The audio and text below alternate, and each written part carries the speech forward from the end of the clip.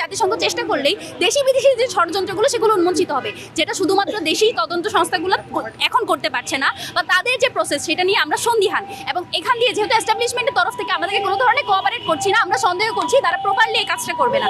এই জন্যই আমরা জাতিসংঘকে চাইছি। শুধুমাত্র কিছু বক্তব্যের জন্য তাকে যে হত্যা করা হবে এটা আসলে কেউই বিশ্বাস করবেন না।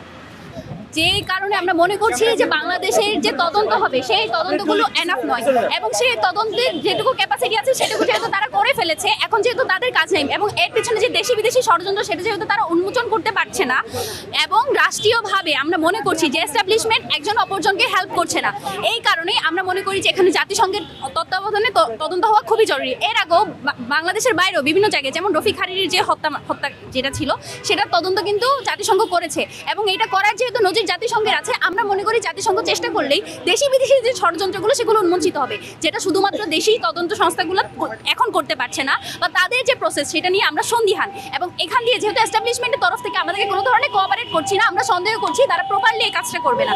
এই জন্যই আমরা জাতিসংঘকে চাইছি